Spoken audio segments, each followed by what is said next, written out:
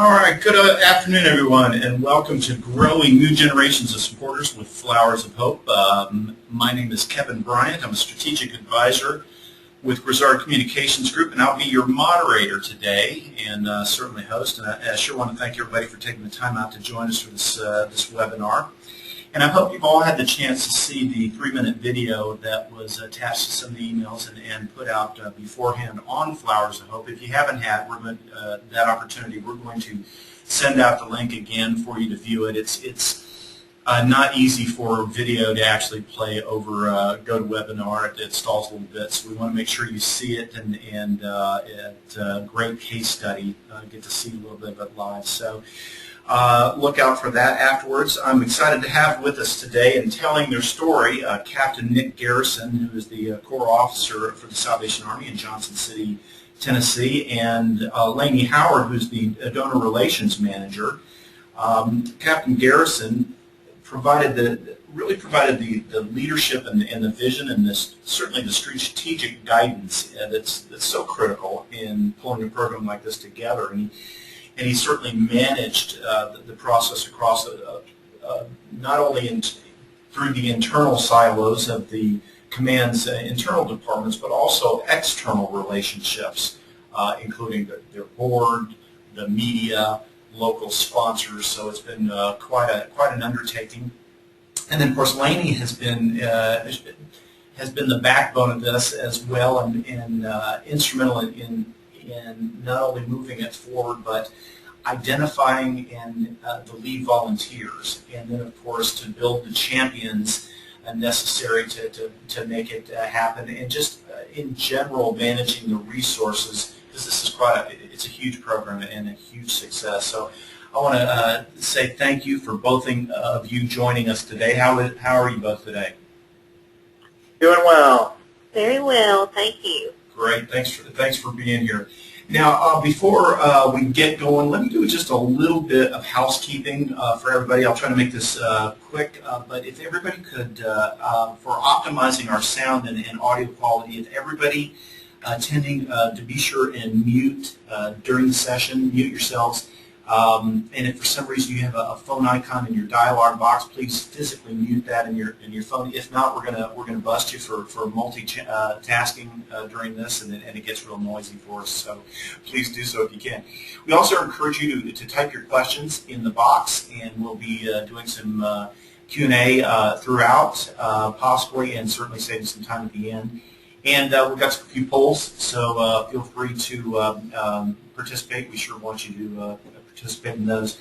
And also, please note that your GoToWebinar dialog box will minimize as a default after a few minutes, so you can bring it back up and expand by clicking the little orange box with the arrow pointing to the left, so you can bring that up and have control. We're scheduled to do this for about 45 minutes, and again, we'll end with some Q&A. And if you want to tweet your comments to us, please ask you to just jump right in and send. Please use hashtag FOF HOPE, HFOF HOPE. But just to also to get us started, if I could say just a few things about Grizzard Communications Group. Certainly have been working with over 1,400 nonprofits in North America throughout the years, but we have worked with the Salvation Army for over 75 years. And certainly all different kinds of experiences, but what you're about to hear is one of a kind. It really is taking fundraising to an entirely new level. We do a lot of automation and a lot of with direct mail and direct marketing in general, but what you're about to hear about is really taking it back to fundraising 101, and we felt as though we needed to connect with newer generations by offering them what is called experiential marketing. And experiential marketing, the campaign that we designed for the Salvation Army, was called Be a Shield. If we could ask people to come alongside us and say, I am a shield against hunger. I am a shield against homelessness. I am a shield for my community. It's a personal connection. What we're trying to do is get people to come along, have an experience with us, and then for them to share that experience with their friends and with their peers. So it's person to person, as well as everyone carries a cell phone with a camera in it. And so utilizing technology not only to capture the event and capture what's going on, but to share what is happening with others through their social networks and through those photos and their actions. So five basic steps in this View Shield program is to really plan what it is you're going to do, and that's what we're going to be talking about, what happened in Johnson City. That's number one, plan it, and then of course you're going to launch it, and while you launch it, you're going to engage people in the community with it, and then you're going to implement the program. And then afterwards, you're going to have to assess it. Number 4 is really looking back to see, did we accomplish our goals? And then number 5 is most importantly, is called celebration, is how do we keep the momentum going and keep it moving forward? So I'm going to stop talking here and bring on my guests. We'll start with Captain Garrison. If you wouldn't mind, tell us briefly about Flowers of Hope. Just what physically goes on? What happens there in Johnson City? Flowers of Hope is a program that began here in Johnson City in March of 2011. So it's been going on for just over a year now. And basically we go to a few of the grocery stores in town that have floral departments, and we're able to rescue flowers that are about to be thrown away. They've hit their expiration date for the store, but they still have at least a few days of life still in them. Very beautiful flowers that are just being thrown away. And so we're able to pick those up from the grocery markets and bring them back to our Center of Hope and our dining room and have volunteers help make arrangements out of those that we use throughout our homeless shelter, our programs that go on with our seniors in the community, and just be able to deliver them out to people who could just use some extra cheer. Awesome, and I guess it's that process that makes it all come alive. You know, this has got a lot of surprises throughout it that you've seen. But describe to us what has really been the biggest surprise that has taken place since this program started. What's really amazed you most about what's taken place? I would kind of say twofold. First one would be the amount of response we've had from volunteers. Our volunteerism through the Salvation Army here in Johnson City was really at a low point. Didn't have very many people active, and this has given a fresh take for people to come out and participate in this. A variation of many ages, both men and women, college-age students to elderly, retired people. And so it's been great to see that volunteerism kind of going on. The second is people's responses when they see these flowers, the joy that it spreads. We've been able to deliver them to longtime donors even, and just the fact that they say, nobody's ever given me flowers. To see the smiles on people's faces in our shelter when they have that flower arrangement at their table, to brighten the day. You say the smiles on the faces and sometimes tears in the eyes too, huh? Oh, definitely. Multiple times that Laney and our other volunteers have gone out to deliver them, I hear them come back and just tell me the stories of people just breaking down and crying when they've taken them to hospitals or nursing homes or to a donor that we might have. That's what a touch point. What an emotional touch point. It's the Salvation Army is certainly known for its services of certainly feeding whether it's feeding the homeless or helping those in despair in so many different ways. And as you're taking on such an activity, and we're going to talk about how many flowers and bouquets of flowers went out and all the things that go on, but I understand some of your board members were kind of, at first, when they saw all this flower stuff going on, they started wondering about why are you doing this? You're known for ringing bells and Christmas, so what does flowers say about your mission? Yeah, I mean, it's easy to look at it and say, we're not a florist company, and that's been an internal struggle that we've looked at. We want to make sure that this doesn't overshadow everything else we do. But what it does is really bring attention to what we do. Our main purpose is not providing flowers to our community, but what it has done for us is provide another way for us to feature and show people, bring them in to see our shelter, let them know about the things that we are doing. And it's just been an avenue really to show them the true need that's there and to be able to bridge that gap. And dealing with flowers is it's a little bit easier than dealing with for a volunteer standpoint, of people coming in for the first time and interacting with you, it's a little bit easier to deal with than some of the harder issues you deal with, isn't it? I think we're definitely reaching some volunteers that we might not have reached in other ways. Asking people to come and volunteer in other ways, we get mixed results, but this has been something that just about anybody can do.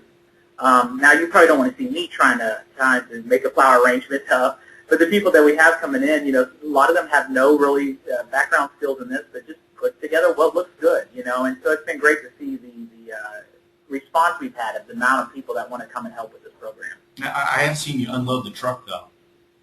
That's probably about what I'm best at, Yeah. or trying to sneak a bouquet to my wife and pretend it was for me.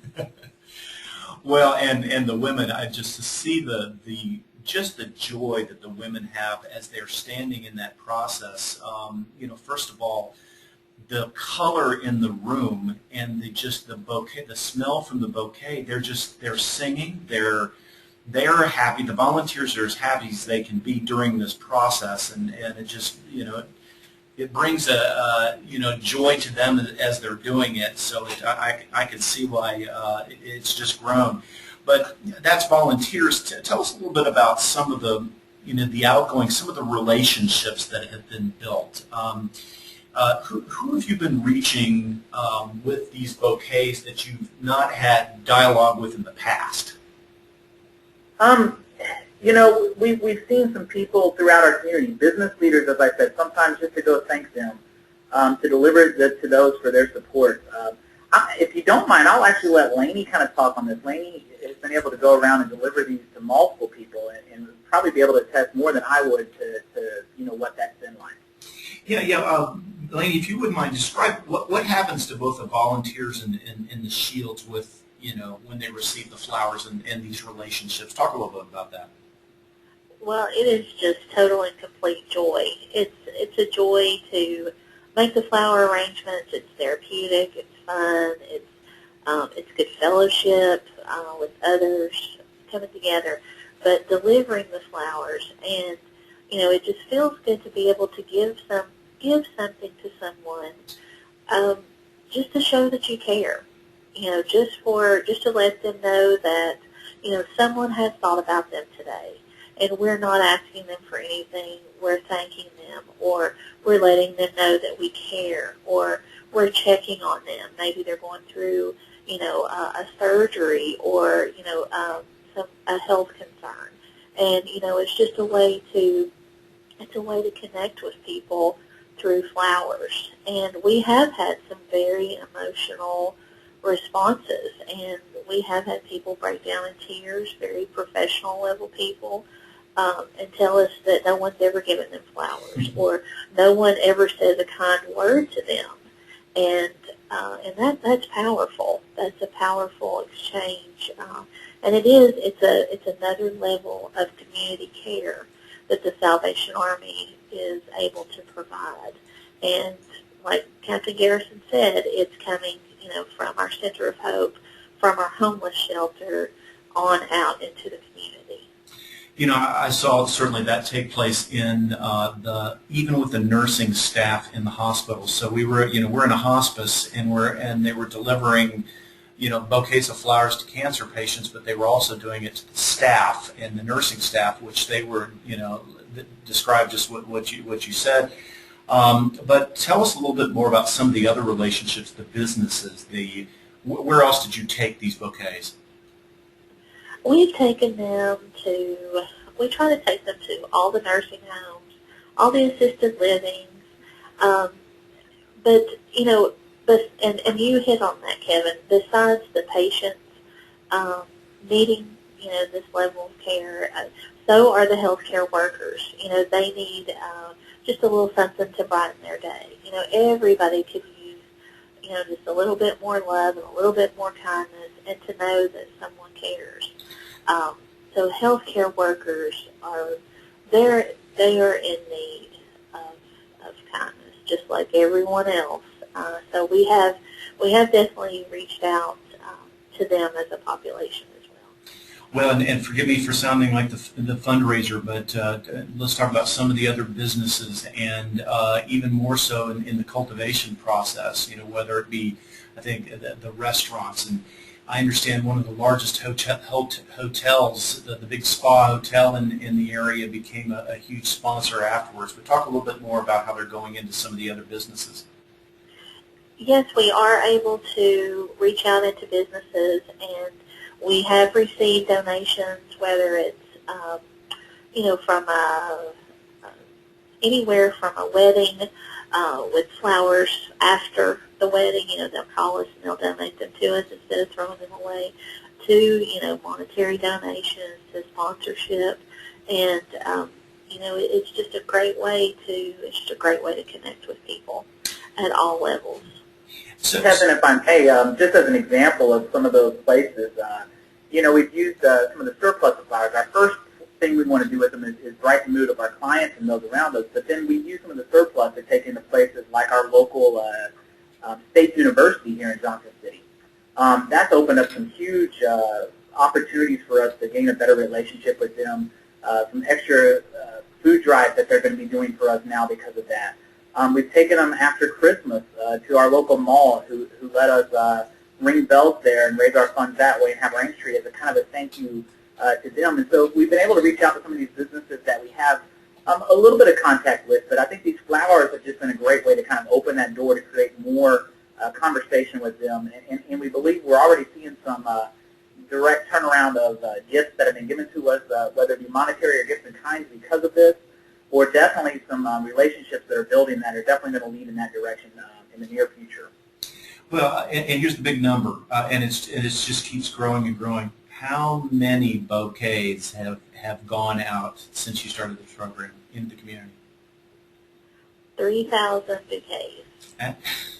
It's With all donated flowers and all donated vases. You realize in a community your size to have 3,000 personal, impressions from your brand, and what do you describe a little bit about what you leave along with the flower? I mean, it's a smile and it's a greeting and a warm face, but what else is accompanying that vase and flower? We also leave a letter that explains the program. It also tells a little bit about the Salvation Army, and we invite people to go to our website, follow us on Facebook, follow us on Twitter, and just get into contact with us. So we leave our information with them as well as a bouquet. And each bouquet that we give out, we also put a little card you can see in some of the pictures on the screen right now that have the Salvation Army logo on it and say, provided by the Flowers of Hope. I was walking through the library one day, my wife and I and our child, and just looked over at the checkout spot at the library, and there was a bouquet of flowers, that had our shield right there on it for others to see. And so just by even putting that identification within the bouquet has given us some definite potential of people recognizing what the Salvation Army does. Oh, brand awareness. That is just awesome. Okay, so we focus on this 3,000 impressions out there. So, Lainey, I called you one day and I said, hey, how you doing? And you said, Kevin, the phone's ringing off the hook with volunteers. Tell us a little bit more about how that worked. I mean, you started off, this was like 5 ladies that started this. What happened? Well, we went from such a small number of volunteers. Now, not seasonal volunteers, not Christmas, but throughout the rest of the years, we just had such a very small number of volunteers, and we knew that there needed to be a concentrated effort to engage more people in the community. And when we started this program, the response was amazing. And to date, we're up to 139 active volunteers, and these are volunteers who come and do flowers, but they also volunteer at the thrift store. They do food drives for us. They work on the canteen. They serve meals in the shelter. But and all these things are needed, and we're very glad to have them. But the flowers seem to really get people's attention. And for for our community, it's been just an overwhelming response to the program. Well, and talk a little bit more. I understand that this really is the key of flower volunteers, and I understand you call them the pedal pushers. Yes, they're called pedal pushers. And of course, they call themselves. They do well as the concept of Be a Shield has always been weaved through. And we're going to talk a little bit about your social networking and teaching. This really is a teaching mechanism. We'll talk a little bit more about this, but tell us a little bit more about how the volunteers started moving into the other activities. They like the flowers, and then where do you want them to start migrating into other programs, and just a little bit about this dynamic growth. I mean, this is something, as you say, you didn't have this force, and now, wow, there's people everywhere. There's bodies. There's this vibrance. Talk a little bit about what do you want to do with these volunteers. Well, with the flower program, we meet twice a week, and so our volunteers they're actively engaged, and they're here, and the more they're here, the more they get to know what the Salvation Army does on a day-to-day basis. And that started, last March, but then we saw it, really growth-wise explode during the summer, which positioned us so well when we went into Christmas as far as having volunteers. And we were so pleasantly surprised. We were able to staff our Angel Tree program for the first time with all volunteers, which ended up to be a savings of close to $5,000, which is an amount that we had to pay someone or several people in the past to cover our Angel Tree program. So it's a significant amount of hours. It was a total of 648 hours. And we just continue, we see the response, we see the interest level. Our volunteers are also our donors now. And, it's just the Army behind the Army.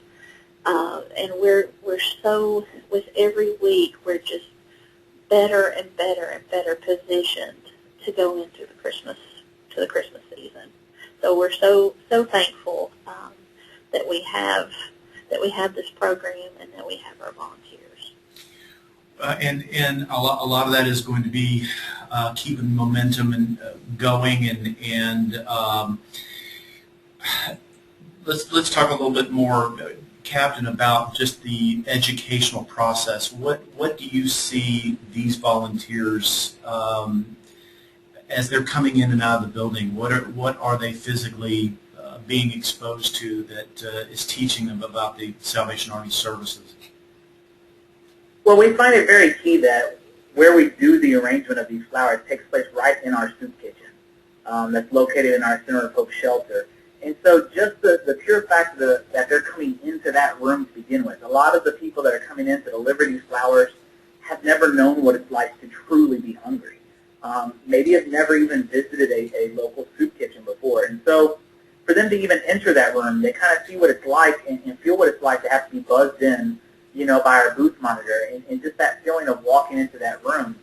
But in the process of that, because that's where we're located, our clients are walking by, and they're getting to know our clients that are coming to us.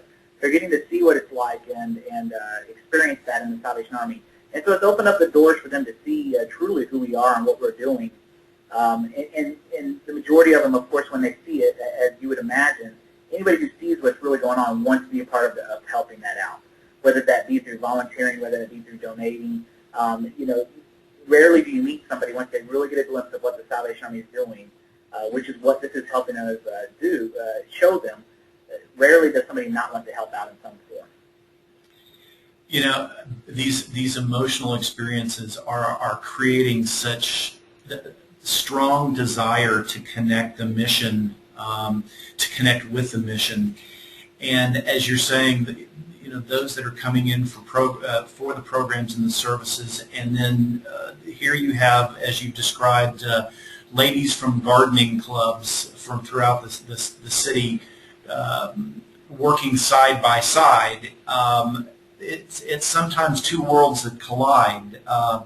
Tell us a little bit, and this is such a fun story, but it takes a little spunk from some of these ladies to want to come down and work with the homeless. What did they feel as though they needed to do to prepare themselves? Talk a little, tell us a little bit about what they did, the class they took. Well, that was a concern that we wanted to make sure that they felt safe and that the location in the shelter, that they were prepared and they understood, that they were entering a shelter, and they are so passionate and so committed. This club of 100+ ladies, 65 and up, they all took a self-defense class, and they will, anyone who asks them, they will assure you at any moment that they are well prepared in the case of any kind of danger, although they don't feel that way when they come. But they will show you their moves, and they did not want anything to stand in their way of being able to come and be a part of this program and be a part of the community behind the shield and be a part of the Salvation Army. That is just Kevin, as we've been looking at the program a few months back, our Center of Hope director that runs our shelter, approached Laney and myself kind of with the thought of he just wants to make sure that our volunteers feel safe, and we feel it's a safe environment, but he was just overprotective to some extent. So we talked about moving the arrangements to our community room at our church building. And I think Laney, kind of warned me that if we did that, I might fear what these volunteers, might pull on me, as opposed to the danger that they might be in. I would probably be in more danger if I tried to get them out of our Center of Hope. So they are very passionate about being in there and being able to talk to our clients as they're around and to share that experience with them. Well, and they encourage the clients to come in and participate in the program if they feel like participating. Not all of our clients are at that point. They may not feel like making a bouquet, but they may feel like coming in and picking out their favorite flower and having someone make a bouquet especially for them. And we do that on a weekly basis. We make sure that they feel we're connecting with them, and that they feel like there are people there, not just the staff, not just the officers, but also people from the community who are there to support them and be a friend. We've been talking about ladies from the gardening clubs, and you were mentioning 65-year-olds. However, it's been all different kinds. Actually, if we could roll forward, it's been all different kinds of folks that have been participating, and not only particular groups. It has been colleges, it has been soccer moms, it has baby boomers. But talk a little bit about, now let's talk about the technology and the new generations. Obviously, these are tremendous photos of people looking and saying, "I am a shield. I'm part of this flower thing, but I am a shield for the Salvation Army." How have you been using Facebook, and how have you been teaching people along the way about what the virtue and the value of being a shield? How have you used Facebook?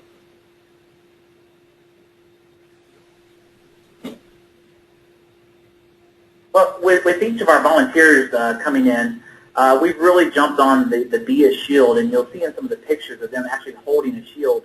And so when our volunteers come, whether it be through these gardening clubs, but especially through like the Facebook generation of our college kids who come in, we take their picture with that shield, post it on Facebook, ask them to like it, to tag themselves in it. When we deliver the flowers, we do the same thing. We'll get pictures a lot of times of the businesses, especially when we're delivering them to them, maybe with the shield. And so it's really opened up our visibility on Facebook. Our numbers have significantly increased on Facebook and Twitter. And as we joke around here, we use the term, of course, it's gone viral. And so We've even, started joking around about being viral with hope, because it's really this feeling of all of our hope services that have just caught a fire, if you would, across Facebook and Twitter. Well, when you're talking about viral, to have 200,000 views on Facebook, in a city the size of Johnson City, that's just, again, it's amazing that people are obviously gravitating here and wanting not only to see themselves but their friends and what else is going on.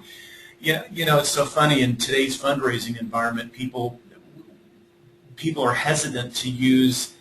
Everybody says, well, you got to be out there on Facebook, but what difference does it really make from a dollar standpoint? And it's hard to really, qualify and quantify what kind of income that is generated from Facebook. But what have you seen in the way? Do you believe that this process of using Facebook and just this visibility, how do you think it's impacted your web donations? Our online donations have gone up significantly, and so that's been one way that we can measure it. But also, we've noticed that people will capture our pictures. If we say that, for example, we were very low on men's shoes in the fall, and we did a Facebook post, we need men's shoes, and that was picked up and put into a newsletter on campus at ETSU, which is a large university, 16,000 plus student enrollment, and we got a lot of shoes. And so that's one example. We've seen the same thing with coats, with food drives, that when we do need something in addition to our mail appeals, we can integrate our marketing with our mail appeals to be along the same vein and to have the same type of ask on Facebook, on Twitter, and it just enhances the things that we're already doing with Grizzard. Kevin, earlier you questioned about kind of like our advisory board looking at the Flowers of Hope and kind of wondering what we're doing. It was a strong feeling, and still a little bit of feeling from some of the board members. Why is it when I log on to Facebook, all I see is pictures of flowers and people holding a shield, with flowers? That's not what the Salvation Army does.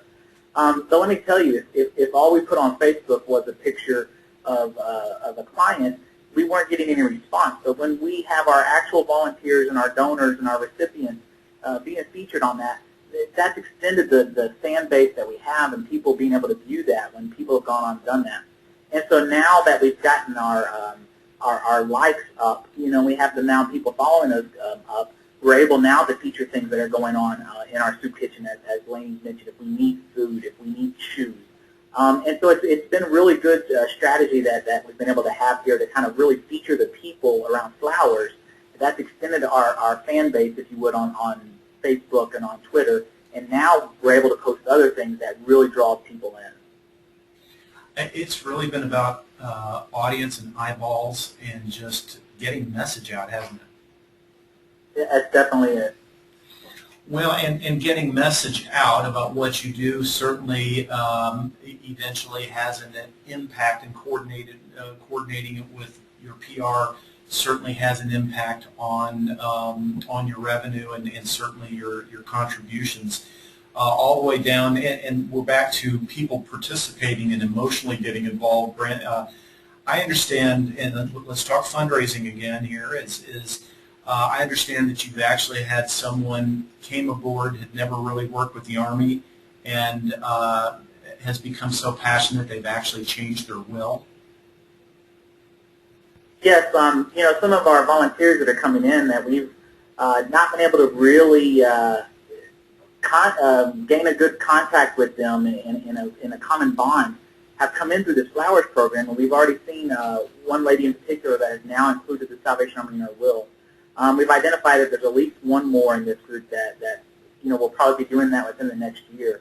Once again, the Flowers of Hope, our goal is not necessarily to just have flowers, but it's to draw attention to what all we're doing. And our volunteers, our recipients of these flowers are seeing that, and it's beginning to make an impact on our support that we have from our community here.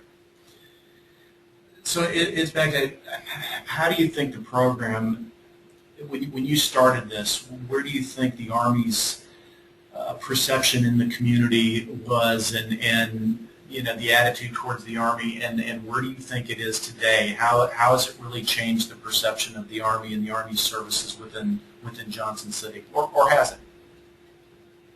Well, often in the Salvation Army you hear, you know, the common thought that people love the Salvation Army, but they don't necessarily know what the Salvation Army is doing.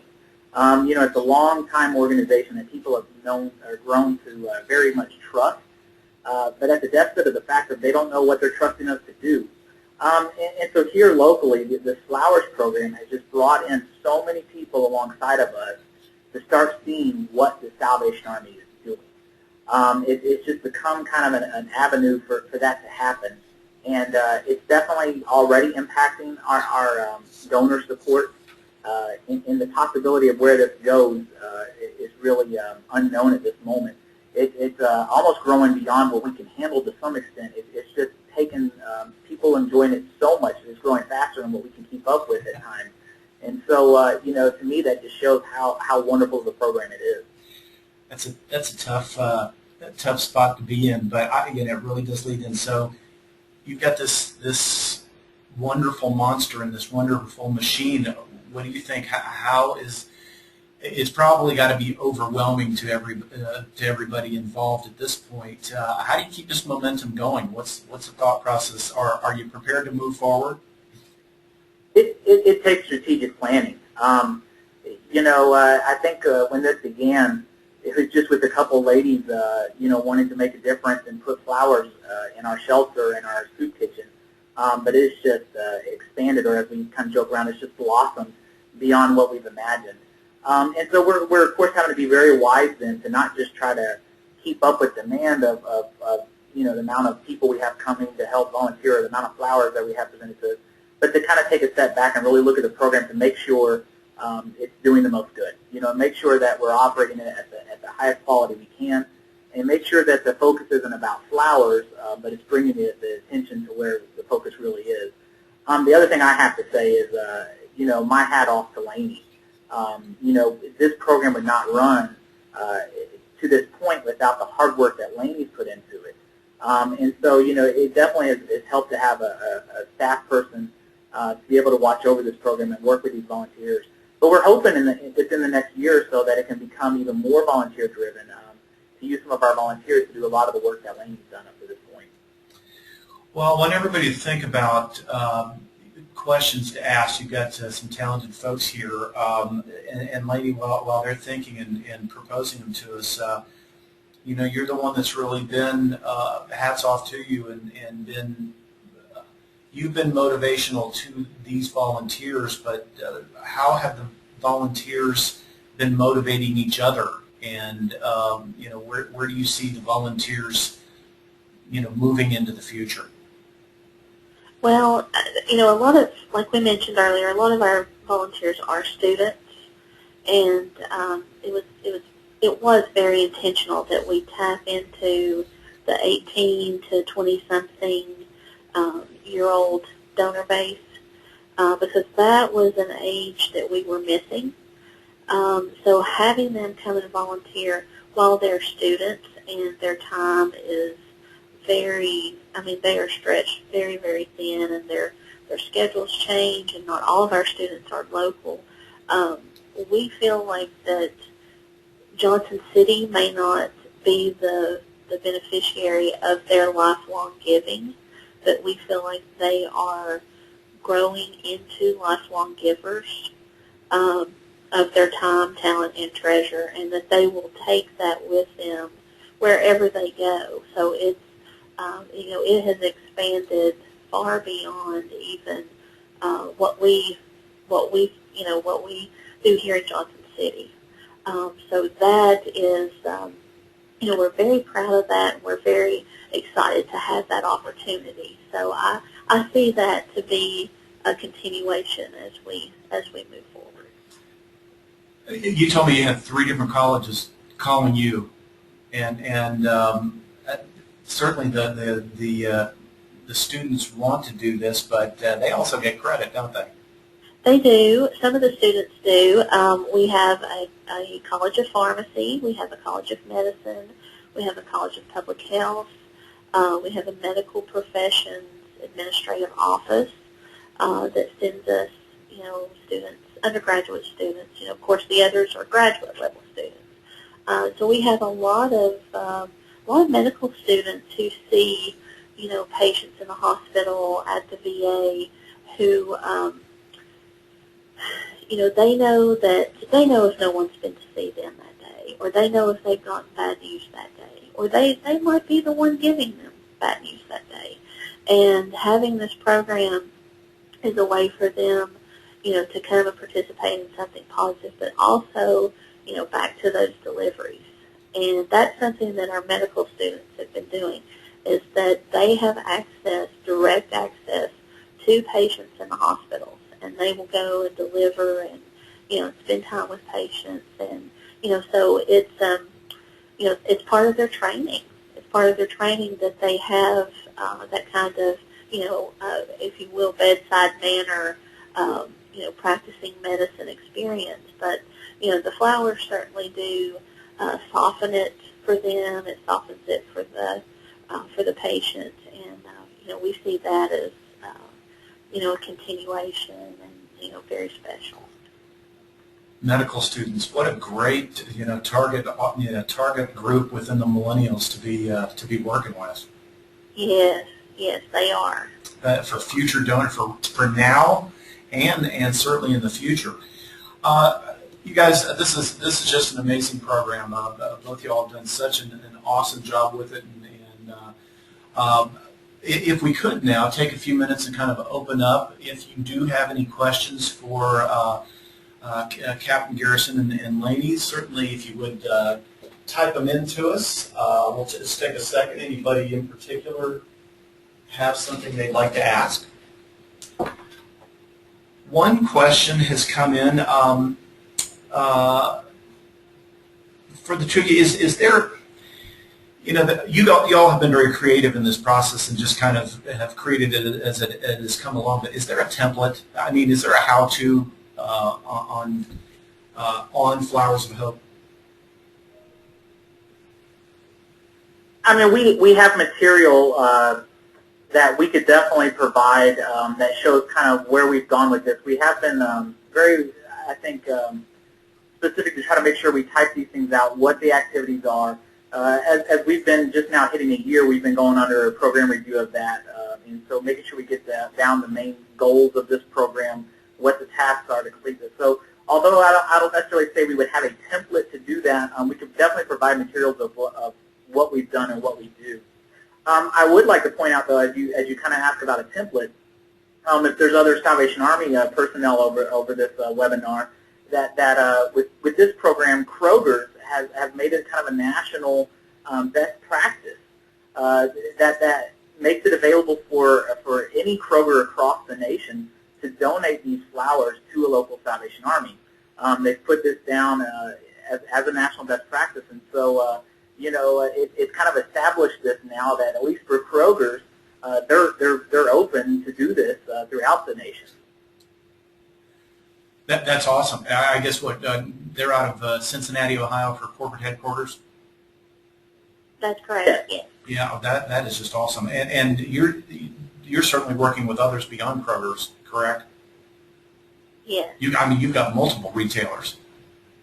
Yes, when we started, we were, that was the concern, is having the balance of flowers and volunteers and recipients, because you don't want to oversaturate, where you take the flowers, but having flowers donated, has not been a problem. We have a very steady donation of flowers coming in. They just keep coming. They just keep coming, and so do the vases, thank goodness. They've been donated as well. Yes, that's correct. That's awesome. Well, this question came through, and any advice on how do we get something like this started? Where do you think what would be step 1, 2, 3 for the folks that are listening? The first step is to secure your flower donations. And once you have the flowers, there are all kinds of people, like Captain Garrison said, all ages, men, women, who would love the opportunity to come and help, making the flower arrangement. So my advice would be to start small and just kind of sit back and put your seatbelt on because it really is. It's a lot of fun and it's very beautiful. So and the people who come and participate in it, they're very beautiful too. Well, and it is. I'm sorry. Go ahead. I was going to say, Kevin, in future thoughts of myself, if I were to reproduce this in another city in the future, I definitely think, what Lainey said, you've got to talk to the places first to get the flowers. But I think one of the key things that is in here are these gardening clubs. And I would imagine that most cities probably have something out there where these people come together that love to garden. And so they've just been a great source for getting this going. And then, beyond that, reaching out to anybody else you would think of, through college students or just other people around. So the gardening clubs have definitely played a key part of helping get this going too. Once again, from a fundraising perspective, what an awesome target audience to be focused on to bring in as part of this, as part of an outreach is the gardening clubs. I've got a question here about your tracking system, your volunteer tracking system. Has your system morphed? Were you using the standard Salvation Army tracking system? Have you changed it much, or how does that work for you in tracking these volunteers?